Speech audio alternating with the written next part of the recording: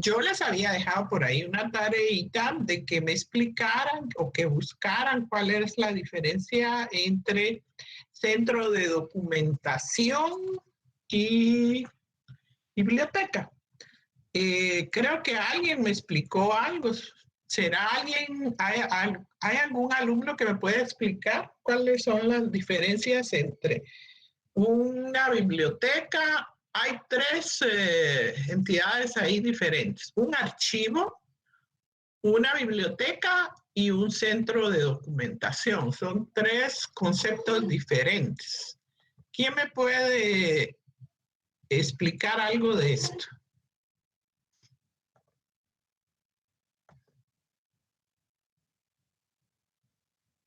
Buenas tardes, licenciado.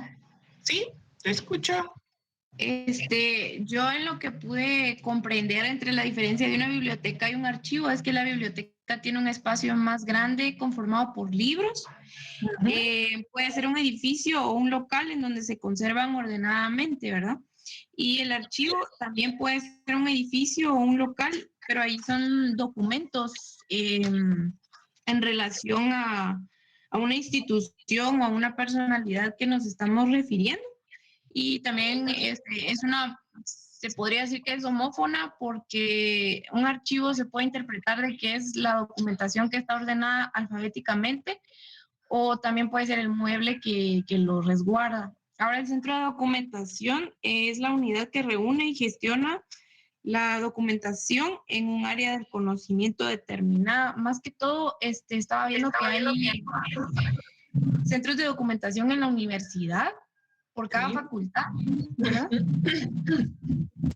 Sí, también los entes de gobierno tienen sus centros de documentación, tienen sus archivos y algunos tienen bibliotecas.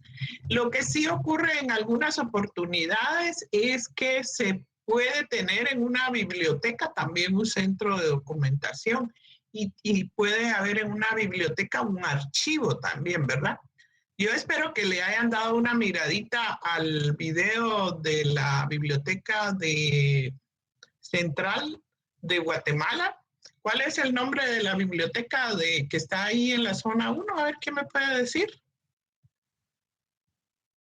Los que vieron el video. Yo creo que los exámenes mejor los voy a hacer orales, fíjense. Voy a reunirlos y hacerles preguntas orales. Luis Cardosa y Aragón. Muy bien, así se llama esa biblioteca. En la biblioteca de Luis Cardosa y Aragón también es un archivo. Ahí hay un archivo de documentos. Vieron que también en la biblioteca del Congreso de los Estados Unidos hay un archivo. Hay, por ejemplo, creo que hay una copia del acta de independencia de los Estados Unidos. Documentos valiosos e históricos casi siempre se archivan en estos lugares, ¿verdad? Dairi Villagrán, ¿verdad? Sí, licenciado. Mire, usted me mandó un correo en el cual me decía que a usted le aparecía un 40 en sus notas. Sí, dice que el punteo o sea, supuestamente la ponderación de ese parcial era de 40 puntos, por eso tenía duda. No, es que las notas no les van a aparecer porque las notas nosotros se las publicamos normalmente en la cartelera virtual. Lo que usted ve ahí, ese 40, es un rango, porque recordarán que yo les hice a ustedes un examen que fue como una prueba, ¿verdad? Sí. Y tenía valor de 10 puntos. Y el examen de ahorita, 30, eso suma 40. Eso es lo que quiere decir ese número. Es un rango de lo que se ha utilizado de la evaluación. Entonces, por eso usted se confundió ahí, pero eso no es una calificación. Vea bien en la plataforma y va a ver que dice rango, no dice calificación. Y las notas a ustedes no les van a aparecer, nosotros se las vamos a publicar en la cartelera. Las notas las vamos a publicar después de que hagamos este examen extraordinario. Ahí vamos a examinar a los alumnos que tuvieron problema en el examen y además de eso, algunos alumnos que han estado solicitando examen extraordinario porque no estaban inscritos. Bueno, entonces vemos que hay diferencia entre biblioteca, centro de documentación y archivo. Sí, ¿le escucho? Disculpe, fíjese que usted acaba de mencionar que hizo una tarea de 10 puntos. Es que no me recuerdo, no sé si yo la tengo o fue... No, no era tarea, era un simulacro de examen. Ah, ok. Que les hice para ver si podían entrar a la plataforma Moodle, pero eso no cuenta para zona. Muchísimas gracias, disculpe. Ok. Bueno, entonces hoy vamos a empezar a hablar del tema de las referencias bibliográficas. Vamos a hablar de la bibliografía y de cómo se hacen las referencias bibliográficas. Tenemos 98 alumnos ingresados hasta el momento. Vamos a empezar con ese tema el día de hoy. ¿Hay alguna pregunta del tema anterior? ¿Alguna duda? ¿Algo que quisieran preguntarme todavía? Licenciada, solo, perdón, no es de la clase en sí, solo hasta ahorita me logró sacar bien contándome a mí, somos 6 los que tenemos los datos completos. Leila, ya le falta el nombre completo y el número de carnet, y el otro compañero que solo ingresó el correo electrónico no le sabría decir quién es. Bueno, miren, quien no haya ingresado sus datos completos no lo voy a tomar en cuenta. Si no lo hizo, vuelva a ingresar, aunque aparezca 2 veces, pero ingresen todos sus datos completos. Y solo los que se anoten en el formulario, pues van a tener derecho al examen extraordinario. Eso tiene que, Dulce, disculpe, pero eso tiene que ser interés de cada uno, ¿verdad? Porque yo creo que todos ya somos adultos aquí, todos somos mayores de edad, aunque no, fíjense que entre los alumnos a veces hay menores de edad.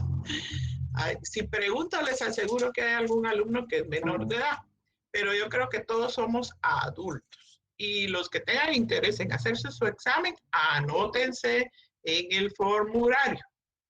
Y si no lo hacen, pues yo lo siento, pero no se anotaron, ¿qué voy a hacer yo? ¿Verdad? Así que, por favor, la compañerita Dulce nos está haciendo el favor de agregar ese formulario y los que tengan interés en que tuvieron problema en el examen, anótense. Pero creo que ya todos somos adultos y no los vamos a estar llevando de la mano para que hagan las cosas. Y los que no tuvieron ningún problema, por favor, se anotan con Edwin Sosa. Gracias, Dulce, se le agradece hoy. Bueno, licenciada, perdón por la interrupción. No tenga pena. Bueno, entonces vamos a empezar a hablar del tema de las referencias bibliográficas. Esto recordarán que es parte de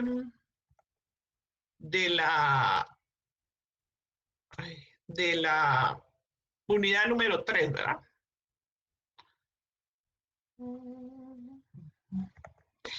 Bueno, inicialmente quiero mencionarles que normalmente se utiliza el manual del APA para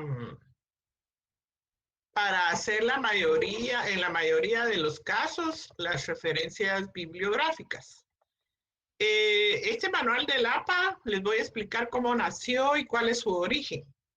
El manual se va evolucionando cada cierto periodo de tiempo. Esa asociación, APA quiere decir Asociación de Psicólogos Americanos, que propuso este manual para que se estandarizara todas las formas de hacer las referencias bibliográficas. Y este manual del APA no es solo, no habla solamente de las referencias bibliográficas, sino que también es toda una forma de cómo redactar. Y si ustedes tuvieran la oportunidad de darle una miradita al manual del APA, nos da recomendaciones de cómo hacer una redacción adecuada, ¿verdad? Actualizada de informes, de trabajos universitarios. Y lo que quiero decir es que no se refiere solo a las referencias bibliográficas y a las bibliografías, sino que nos da un montón de directrices de cómo trabajar y redactar un informe adecuadamente, de cómo hacer la redacción. Entonces, si ustedes tienen la oportunidad, en Internet hay varios sitios en los cuales se puede acceder a este manual del APA. Estábamos trabajando con la 6ª edición del manual del APA, pero ahora hay una propuesta de un nuevo manual, que es la 7ª edición, que sufrió algunos cambios en relación a las referencias y a las bibliografías. Ya vamos a ver cómo ha ido evolucionando y ha ido cambiando. No quiere decir que solo esta normativa exista para trabajar las referencias bibliográficas, pero en la actualidad se ha estandarizado en muchas universidades a nivel mundial la aplicación de esta modalidad que es el APA. Entonces, como ustedes verán, ahorita ya está en vigencia la 7ª edición y pues los que ya estábamos acostumbrados a la 6ª edición, pues tuvimos que aprender nuevamente a utilizar esta nueva edición del APA, ¿verdad? Pero los cambios no son tan sustanciales y mucha gente se queja de las referencias APA porque cuando uno está trabajando su tesis, realmente tiene que poner mucho empeño en la utilización de estas normativas, porque si una tesis lleva errores en referencias o olvidaron, omitieron el hacer alguna cita o referencia de algún documento utilizado durante la investigación, eso hace que le reste valor a una tesis que puede estar muy buena, pero si no manejaron adecuadamente las referencias bibliográficas, eso le puede restar mucho el valor. Bueno, yo voy a usar varios documentos porque quiero enseñarles las diferencias entre las que tiene la 7ª edición de la 6ª y también explicarles un poco qué son las normativas APA. Yo sé que muchos en Diversificado ya han utilizado las normas APA y que no es nuevo para ustedes, aunque hay otros alumnos que probablemente no las han utilizado y tal vez aún están utilizando los métodos tradicionales, pero sí tenemos que actualizarnos y empezar a utilizar la normativa APA, especialmente si queremos hacer una tesis, si queremos estudiar una maestría a nivel de fuera de Guatemala. Ya les he mencionado que en la USAC hay muchas oportunidades de obtener becas para ir a Europa, a Sudamérica, a México. Entonces, pongamos mucho interés en manejar adecuadamente esta normativa. Además, se aplica en todos los trabajos que ustedes hagan. En todos los trabajos que presenten de investigación van a tener que aplicar la normativa APA. Bueno, ¿cómo surgen las normas de publicación del APA? Desde que inició como un breve artículo en 1929, imagínense, el Manual de Publicaciones del American Psychology, la Asociación Americana de Psicólogos, ha sido diseñado para lograr avances en el conocimiento a través de la definición de normas sólidas y rigurosas para la publicación científica. Entre los creadores del manuscrito en 1929 se encontraban psicólogos, antropólogos y empresarios que se reunieron con el patrocinio del National Research Council, o sea, el Consejo Nacional de Investigación en Estados Unidos. Y eso, ellos lo que trataban era de integrar en una normativa fácil de utilizar, que se estandarizara y que todos pudieran utilizarlo en sus trabajos de investigación. Entonces, después las otras áreas del conocimiento también fueron aplicando estas normativas y a partir de entonces se estandarizaron en muchas universidades.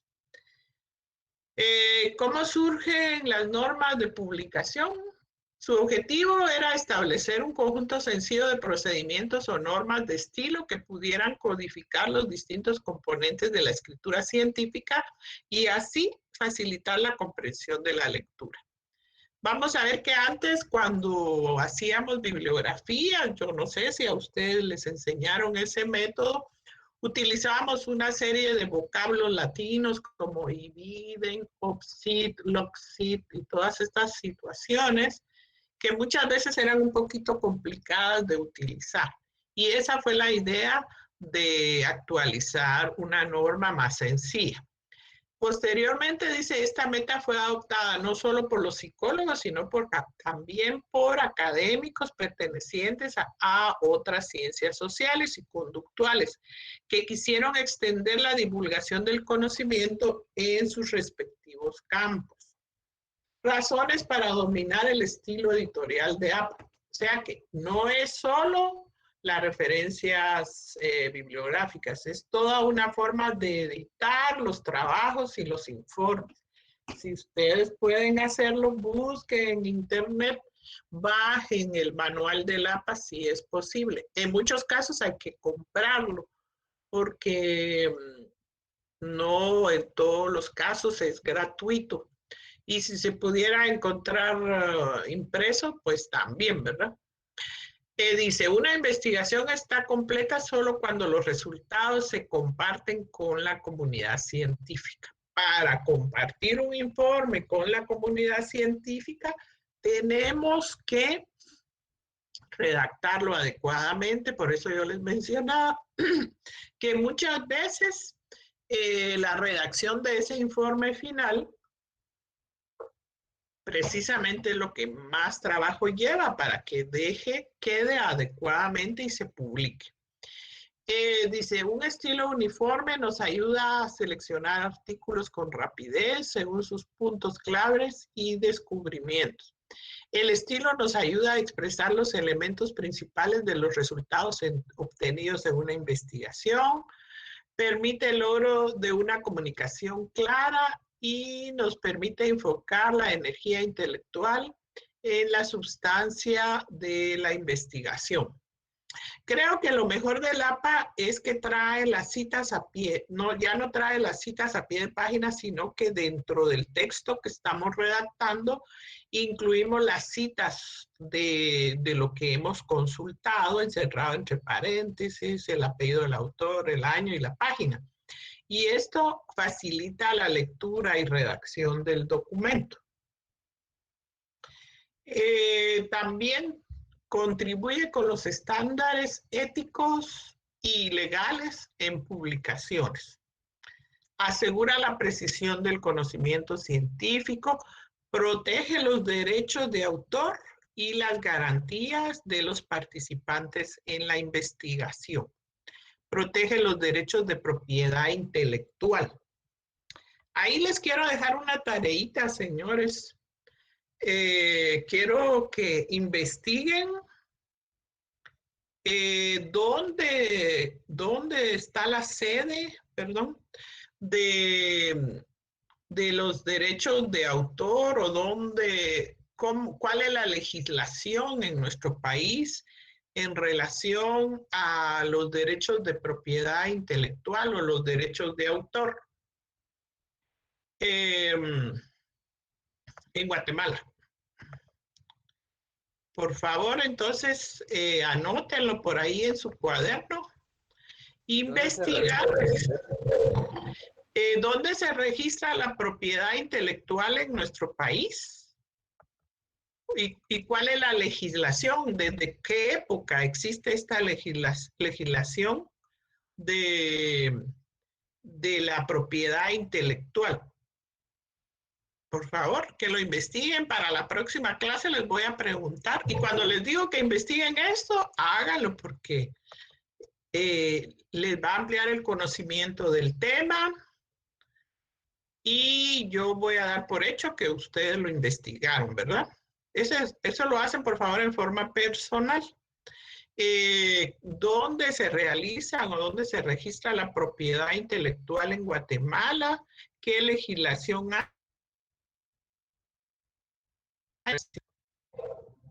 Bueno, entonces veamos, por ejemplo, aquí tengo un ejemplo del formato general en un trabajo, cómo se solicita el trabajo. Por ejemplo, el papel, el margen, la letra, aunque esta letra ahorita cambió, hay más posibilidades, se pueden utilizar otras estilos de letra, texto a doble espacio y alineado a la izquierda, 2 espacios después del punto final de una oración, sangría a 5 espacios en todos los párrafos, las tablas no tienen líneas separadas de las celdas. Entonces, esos son algunos lineamientos que da el APA y nos da todos los lineamientos para poder redactar y editar un trabajo que sea de calidad. Bueno, investíguenlo, por favor. Algunos me han anotado aquí que el registro mercantil, otros que el Ministerio de Economía. Quiero datos que sean confiables y que estén seguros de la información. Bueno, sigamos. Aquí hay algo que les quería yo también compartir en relación a...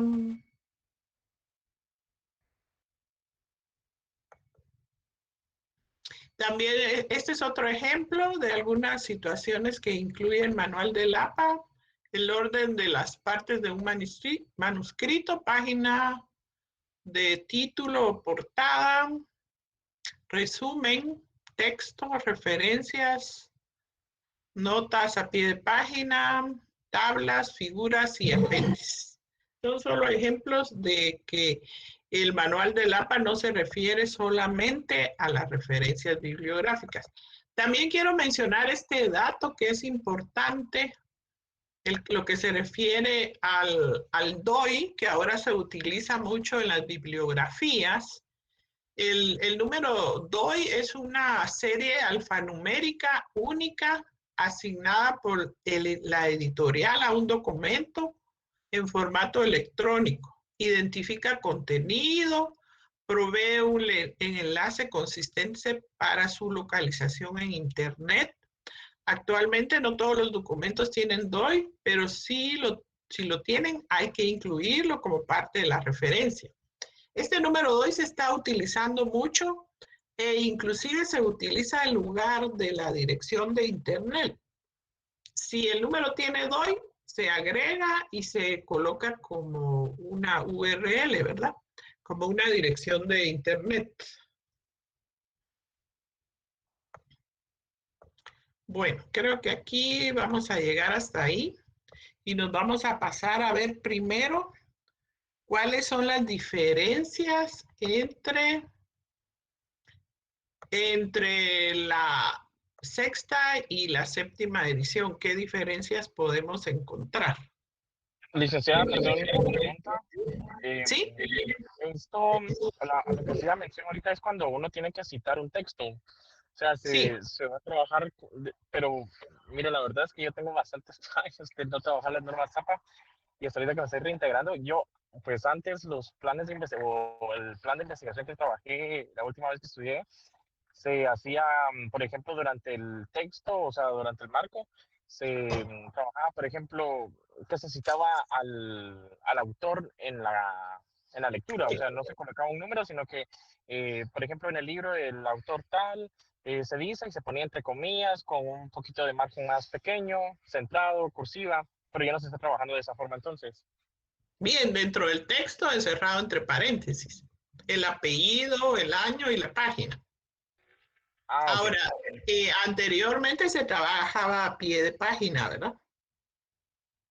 Pero si se va a citar entonces un texto, o sea, algo literal de un texto de otro autor, sí se trabaja de la misma forma, o sea, con Yo les voy la... a hablar, yo les voy a explicar en la plática, la plática les tengo que dar cómo se hacen las citas de un documento. No se preocupe, yo se lo voy a explicar hoy, Ok, gracias, licenciada. más adelante. Bueno, entonces vamos a pasar a ver un documentito que se refiere a, disculpen, voy a dejar de presentar, voy a buscar el documento. A las diferencias que hay entre la sexta y la séptima edición, las más puntuales. Aquí está.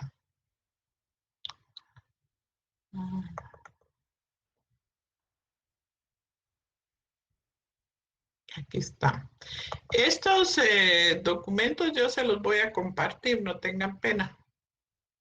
Se los voy a compartir en Classroom para que los tengan.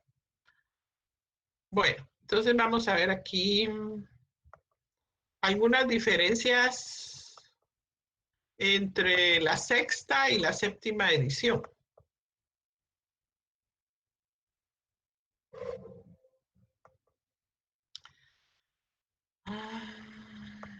¿Se alcanza a ver este documento? Sí, licenciada. Sí, licenciada. Sí, licenciada.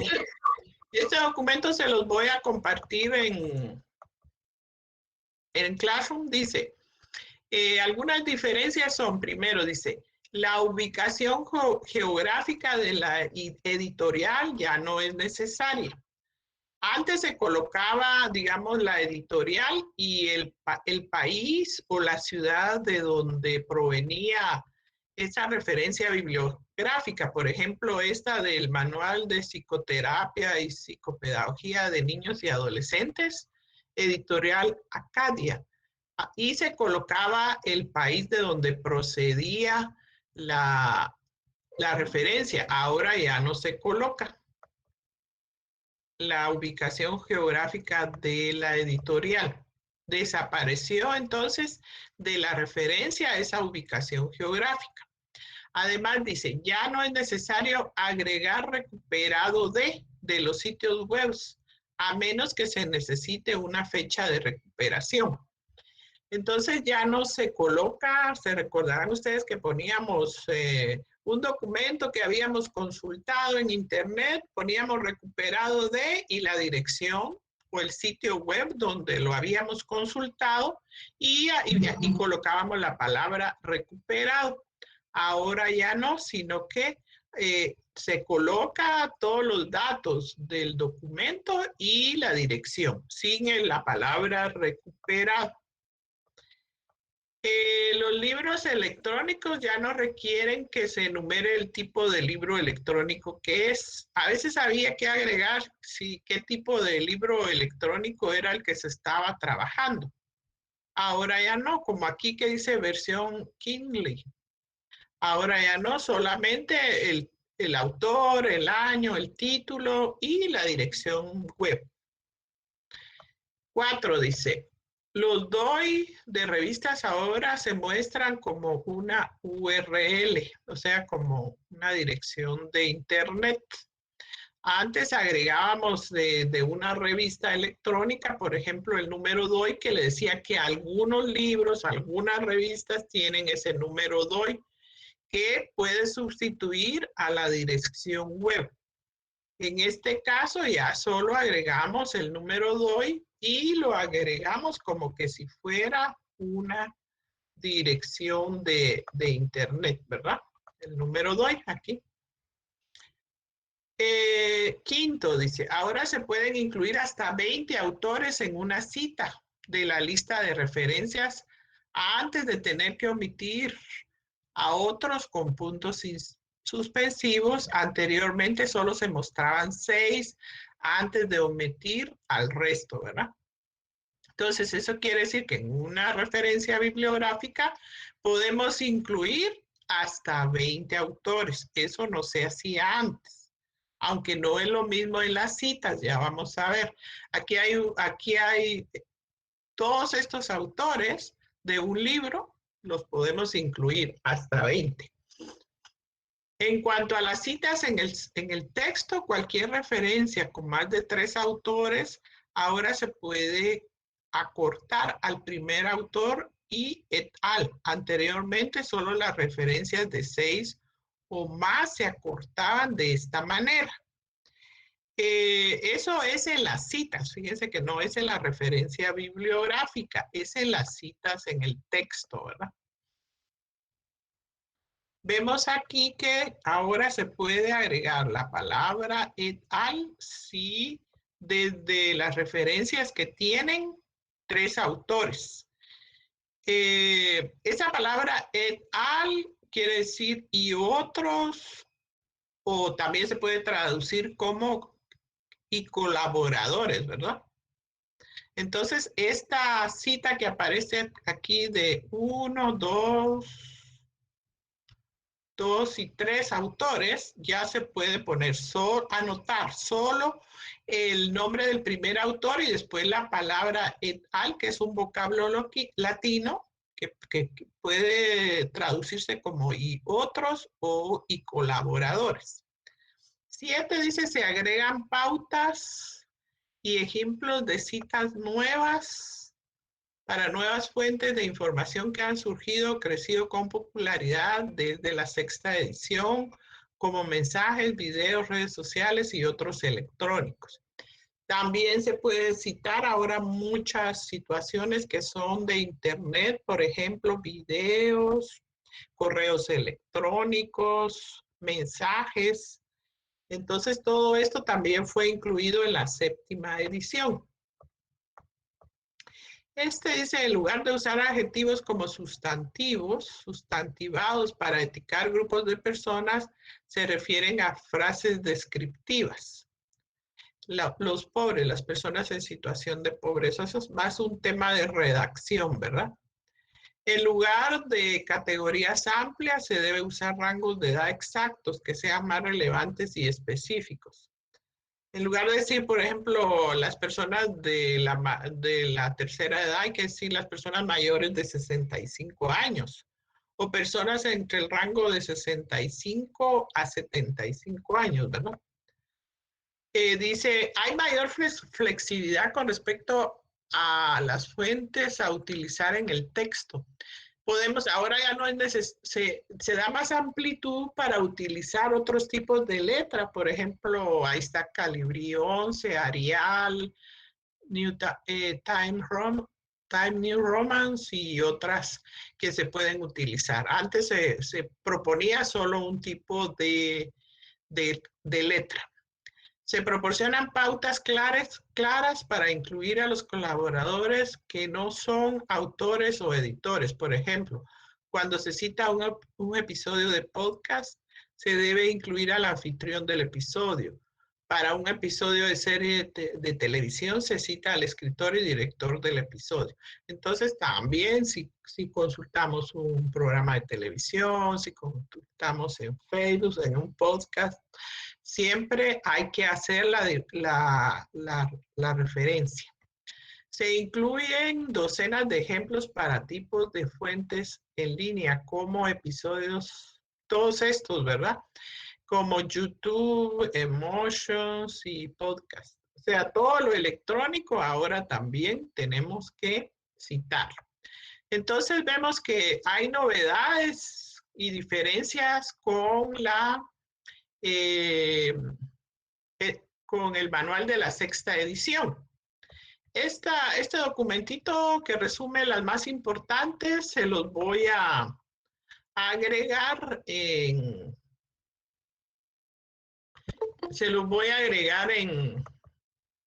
Classroom para que le den una miradita y lo tomen en cuenta para cuando hagan sus referencias o sus citas bibliográficas. Entonces vemos que sí hay algunas novedades en la 7ª edición en relación a cambios Y vamos a ver ahora otro documentito. Vamos a ver hasta dónde llegamos, porque este es un poco más extenso, que voy a compartir con ustedes. Perdón.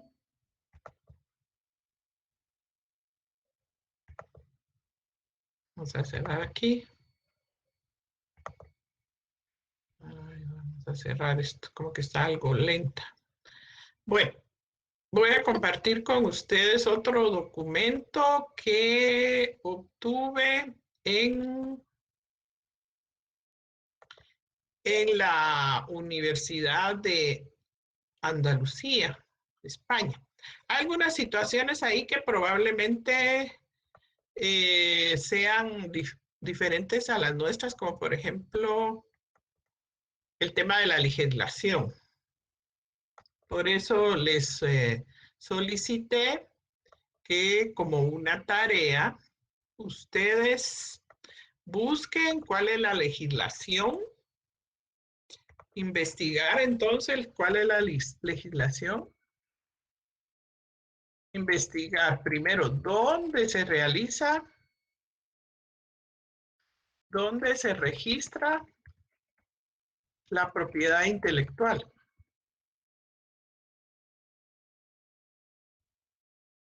En Guatemala, ¿verdad? ¿Y cuál es su legislación? ¿O qué legislación hay en relación a ese tema? O las leyes que la fomentan, ¿verdad? La sustenta. Eso les va a quedar como una tarea.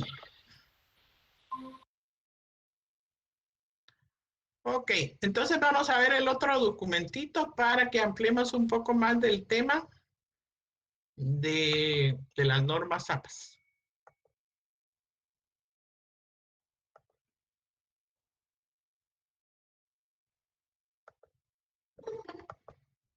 Ahí van entrando.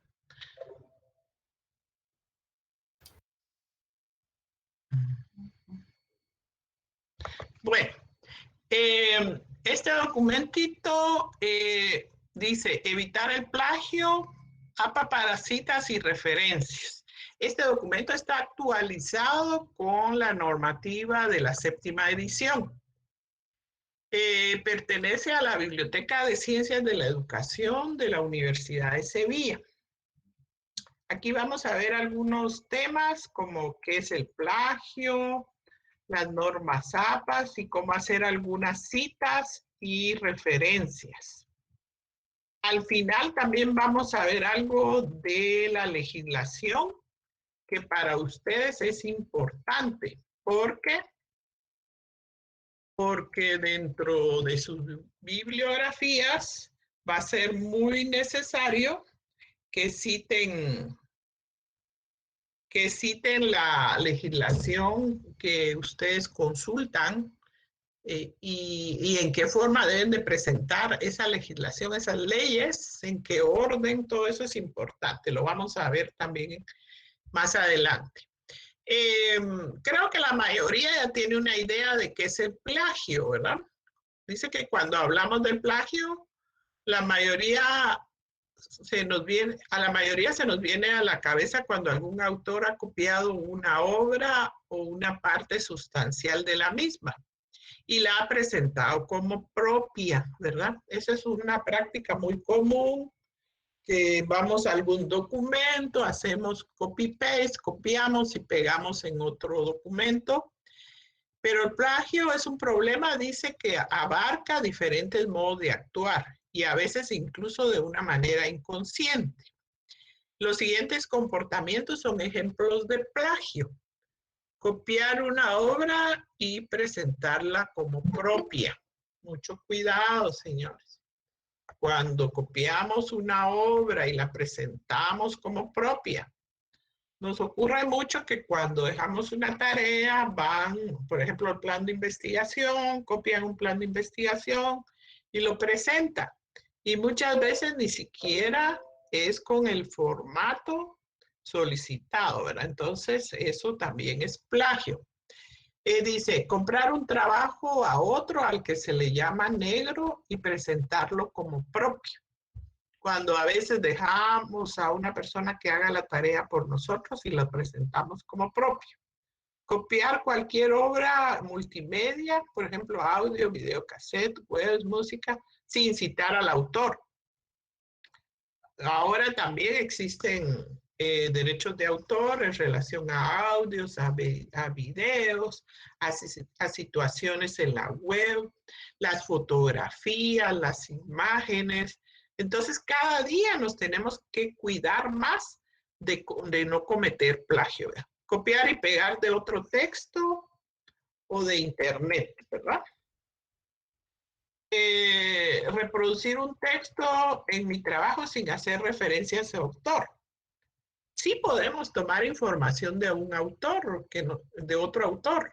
Inclusive hay citas textuales en las cuales copiamos literalmente un párrafo o unas líneas, pero le debemos de dar el mérito al autor. Incluir frases, párrafos o ideas de otros en nuestros escritos sin citar su procedencia. Inclusive cuando hay alguna idea de otro autor y nosotros la mencionamos, aunque no sea textualmente, parafraseada, tenemos que anotar la procedencia de esas palabras, ¿verdad? Entonces, mucho cuidado con no cometer estas situaciones de plagio, porque eso puede provocar que en la presentación de una tesis, por ejemplo, de licenciatura, de maestría y hasta de doctorado, nos anulen nuestra tesis. Y ha ocurrido, inclusive con figuras muy renombradas, ¿verdad? En el mundo internacional y en nuestro país sabemos de algunos casos en los que los autores, estudiantes hasta de doctorado, se han visto involucrados en plagio. Incluso dice copiar un texto propio puede ser plagio, si no se cita correctamente. Es lo que se conoce como autoplagio. Entonces, ¿qué es el autoplagio? Es copiar algo nuestro y no citarlo, no decir este trabajo lo realizamos en tal fecha y presentarlo como como un trabajo que acabamos de realizar. Y dice, en el mundo académico y científico está muy mal visto el autoplagio. Recuerde que cuando hacemos un trabajo académico o una investigación, la intención es presentar una contribución original al conocimiento. Entonces, lo que se pretende cuando hacemos una investigación es que se presente algo nuevo, algo diferente, no algo que se ha copiado de otro autor, ¿verdad? Entonces, mucho cuidado con cometer plagio, ¿verdad? Digamos, Licenciada, perdón. ¿Sí? Y ¿Escucho? después de todas las tesis que formulan los estudiantes, culminan sus estudios y ¿qué pasa con las tesis? Ahí se quedan guardadas. Mire, las tesis normalmente se archivan en el tesario de la facultad y en la biblioteca central.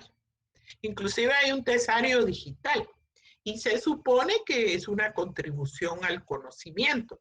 Por ejemplo, si usted va a investigar un tema de la pena de muerte, usted puede acudir al tesario y ver cuántas tesis hay de ese tema. Investigar qué es lo que... Ay, por ahí hay alguien que tiene un micrófono abierto. Por favor, cerrar el micrófono.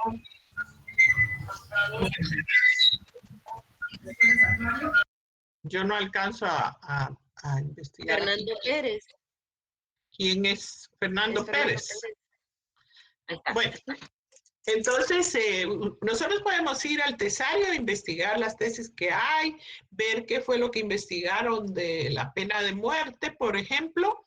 Digamos, tal vez lo que se ha investigado en la opinión de la población guatemalteca, cómo activar la pena de muerte, antecedentes de la pena de muerte. De repente usted quiere hacer una tesis que no se ha trabajado, por ejemplo, ¿cuál es la opinión de la mujer en relación al tema de la pena de muerte?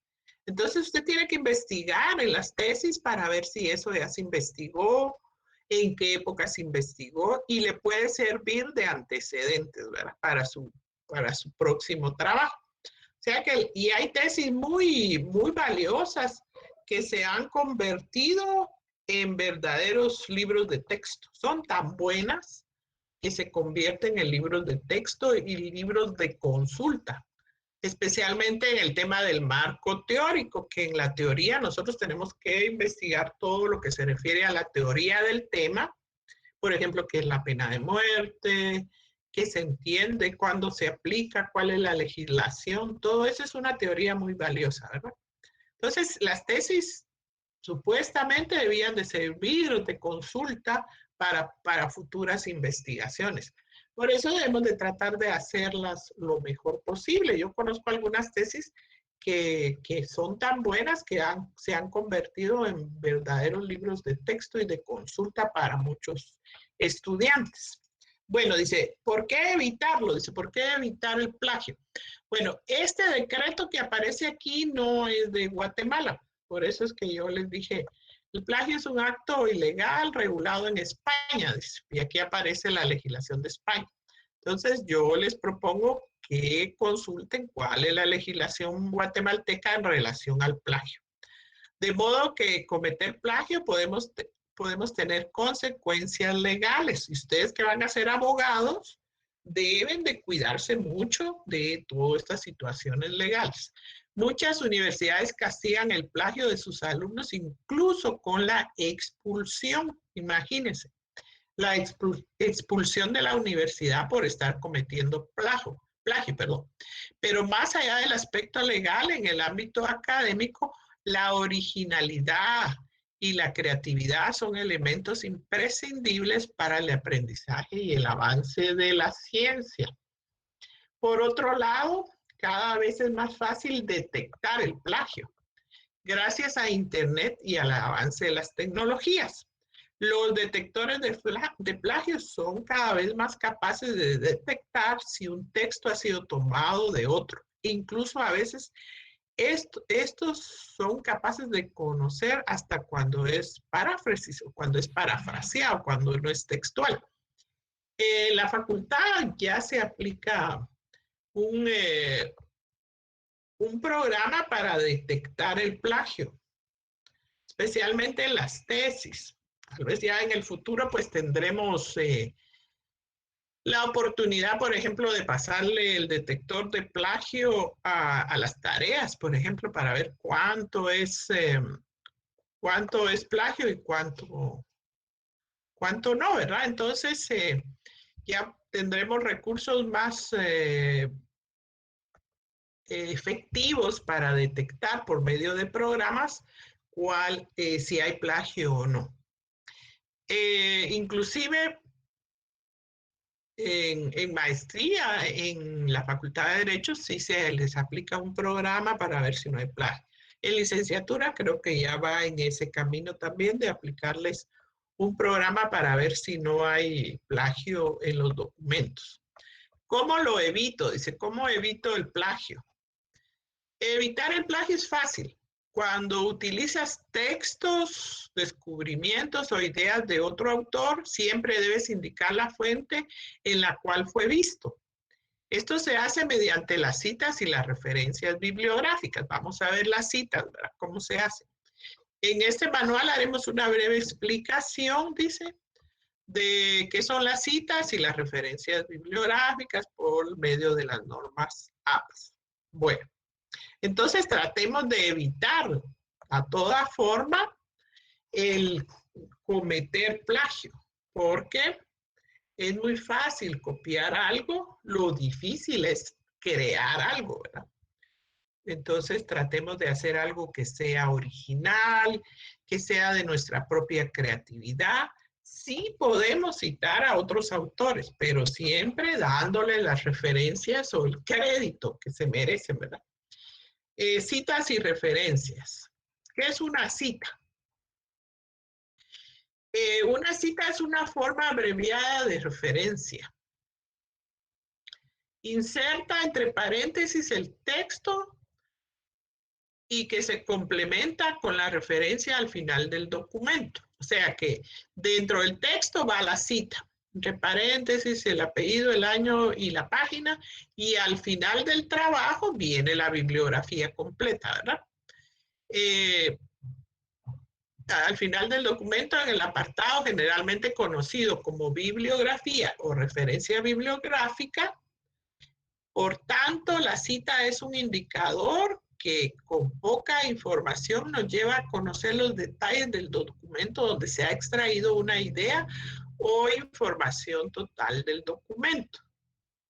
Aquí creo que tenemos un ejemplo. González Jiménez, es el apellido, los apellidos del autor y el año. Siempre es imprescindible citar, dice, toda la bibliografía consultada y que haya influido directamente en el trabajo que investigamos. Obras o ideas ajenas incorporadas al trabajo. Cuidado, dice, no hay que citar hechos o datos generalmente conocidos y que pueden encontrarse en cualquier enciclopedia. Por ejemplo, la fecha de un hecho histórico, la extensión o la población de un país. Entonces, no todo es necesario citarlo, ¿verdad? Veamos, tipos de citas. Cuando redactamos un texto académico de investigación, las ideas incorporadas deben encajar en nuestra propia redacción. A veces tendremos que añadir un fragmento literalmente, palabra por palabra, mientras que en otras veces usaremos nuestras propias palabras para hacerlo. Esto es dar lugar a dos tipos de citas, y aquí es donde caemos en los tipos de cita. Cita textual, que es la transcripción fiel y palabra por palabra del texto del autor. Eso es cuando literalmente, textualmente, copiamos lo que dice el autor. Y la cita indirecta o paráfrasis es un resumen breve o parafraseado, usando palabras diferentes a las empleadas por el autor de una idea, una parte de la obra o de toda ella. Entonces, hay dos tipos de citas, las citas textuales y las citas parafraseadas, ¿verdad? Y las dos tenemos que hacerles su cita, su referencia. ¿Qué son las referencias? Una referencia es un conjunto de datos bibliográficos que permite la identificación de un documento que se sitúa como nota a pie de página al final del capítulo o al final del texto. Debe incluir los elementos suficientes para identificar la fuente de la cual se extrae la información. Por lo general, se lista al final del trabajo en un apartado conocido como referencias o referencias bibliográficas, ¿verdad? Solo referencias o referencias bibliográficas. Entonces, las referencias bibliográficas es lo que nosotros conocemos como la bibliografía, que la agregamos al final de nuestro trabajo. Por ejemplo, dice González Jiménez, los apellidos, la inicial del nombre, la fecha de la publicación, el título y el editorial. Miren que aquí ya estamos aplicando la 7ª edición del APA porque ya no se le coloca el país o la ciudad donde se hizo la edición del libro. Normas APA. Bueno, ahora vamos a empezar a hablar. Aquí creo que repite un poquito de qué es el APA, ¿verdad? Que ya sabemos nosotros que es un estilo desarrollado por la Asociación Americana de Psicólogos, que tuvo su origen desde hace muchísimos años y que lo que pretendía escribir con claridad, precisión, en un estilo fácil de aplicar las citas, ya no a pie de página como antes lo hacíamos, sino que por medio dentro del texto, ¿verdad? Esa es una breve explicación de ello. Si quieren lo leen ustedes cuando yo les comparta el documento. ¿Cómo se utiliza? Dice. Las referencias según este estilo se citan en el texto, entre paréntesis. Entonces una cita va dentro del texto y entre paréntesis, con un sistema de autor y año. Y se enlistan alfabéticamente al final del texto. Al final del texto vendrá la bibliografía en orden alfabético. De esta forma se identifica brevemente la fuente y permite encontrarla en la lista de referencias o lo que llamamos bibliografía.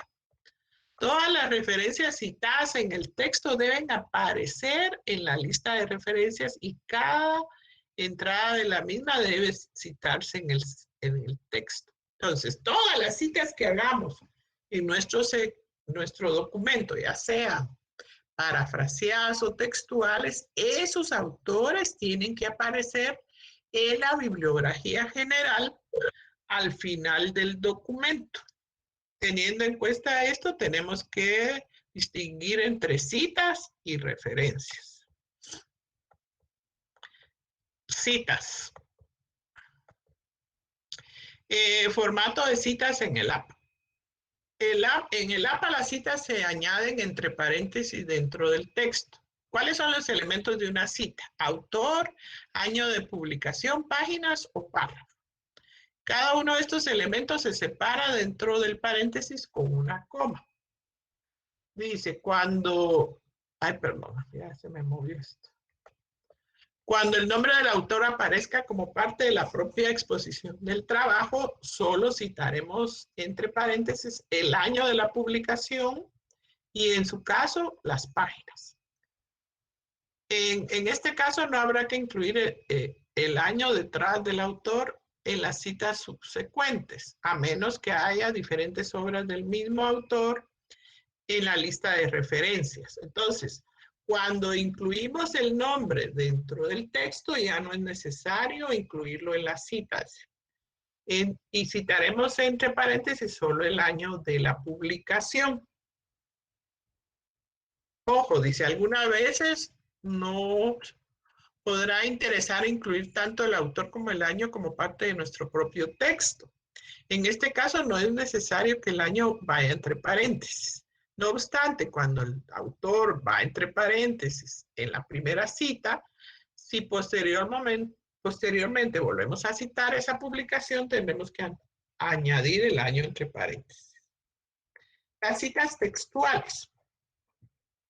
Como mencionamos en el apartado citas y referencias, las citas textuales son aquellas que se transcriben de manera fiel y palabra por palabra lo expresado en este documento. Por lo general serán cortas, una o dos frases. Ya les había yo mencionado que una cita textual no puede ser de una página, ¿verdad? Tiene que ser un párrafo. Se habla que las citas textuales pueden ser pequeñas, cortas, que tienen menos de 39 palabras, y citas largas, las que tienen más de 40 palabras. Por eso se pueden dar esas dos situaciones, citas cortas y citas largas. Las citas más largas son aquellas que tienen más de 40 palabras y las citas cortas, las que tienen menos de 40 palabras. En las citas textuales siempre hay que añadir las páginas, las páginas de la fuente que aparecía el texto citado. En caso de no tener páginas numeradas, muy frecuentemente en materiales en línea indicaremos el número del párrafo. O sea que si no hay páginas, podemos mencionar el párrafo. Entonces vemos que hay dos tipos de citas, las de cortas que tienen menos de 39 palabras y las citas largas que tienen más de 40 palabras. Citas textuales. Cita corta cuando se produce menos de 40 palabras del texto citado. En este caso se añade el fragmento del texto citado entre comillas y se le añade la cita, autor, año y página. Cuando la cita es corta, se encierra entre comillas. Y cuando la cita es textual, no. Y en este caso, omitimos las comillas y el primer párrafo irá sin sangría, mientras que el segundo y los subsiguientes irán con una sangría de 1.5. Se le hace una sangría mayor a las citas de más de 40 palabras y siempre se le añade autor y página. En la cita textual larga, las páginas suelen poner al final del fragmento producido, aunque ya hayamos hecho mención del autor anteriormente. Aunque ya se ha hecho mención, siempre las citas largas se hace al final mención del autor. Bueno, vamos a dejar hoy hasta el tema de las citas. Les tengo por ahí unos ejemplos de citas también que vamos a ver en la próxima clase para ir avanzando en este tema. En la próxima clase les voy a enseñar algunos ejemplos de citas largas y cortas, ¿verdad? Estamos a las 7 menos 10. Vamos a ver si hay alguna pregunta aquí en el chat. Voy a dejar de preguntar. ¿Hay preguntas? Licenciada, buenas noches. Yo solo quería saber si nos va a compartir los documentos. Sí, ese documento de la Universidad de Sevilla está muy bueno. Es un resumen muy bueno y que les va a ayudar mucho como guía para hacer todos sus trabajos, ¿verdad? Aquí me comparten, dice el decreto 3398, ley de derechos de autor y derechos conexos, reformas contenidas en el decreto 56/2000 del Congreso de la República, garantiza la seguridad jurídica de los autores, titulares de los derechos conexos y derechos patrimoniales, sus causahabientes, así como dar la adecuada publicidad de obras, actos y documentos a través de su inscripción cuando lo soliciten los autores, debe ser, ¿verdad? Bueno, entonces investiguen, por favor, entonces, ¿cuál es esa legislación? ¿Dónde el registro de la propiedad intelectual de Guatemala? ¿Dónde se registra esa información, por favor? Bueno, vamos a... fíjese que claramente llené los dos formularios. Bueno, Kimberly, entonces lo que tiene que hacer es que si llenó los dos formularios, si no tuvo problemas, simplemente nos examine. Bueno, y les recuerdo, por favor, a los que no se han inscrito en el formulario. Ya les dije que no somos niños, ¿verdad? Que somos adultos. El que tuvo problemas, que se anote en el formulario que está compartiendo Dulce. Y los que no tuvieron problemas se anotan en el formulario de Edwin Sosa. Está propuesto para el lunes 8, ¿verdad? Pero va a ser un poco más tarde, como a las 8 de la noche, para que terminen sus clases y después hagan el examen. Así que, por favor, anótense para que yo sepa realmente quiénes son los que están solicitando examen extraordinario porque tuvieron problema, e inclusive aquellos que no estaban inscritos, que no lograron hacer el examen, también va a ser examen extraordinario, ¿verdad? Reposición del que no terminaron y extraordinario. Bueno, vamos a dejar hasta ahí y vamos a continuar con este tema. Yo creo que el viernes no tenemos clase, ¿verdad? Porque tienen examen. Así es, licenciada. Entonces, para confirmar el examen extraordinario, yo les voy a hacer una publicación en Classroom. Como se ve el asunto, yo creo que Moodle va a funcionar, porque ya ayer tuvieron examen y funcionó. Veremos mañana y el viernes. Cualquier situación, nos comunicamos a través de Classroom. Les deseo feliz noche y vamos a seguir con este tema de las referencias, que es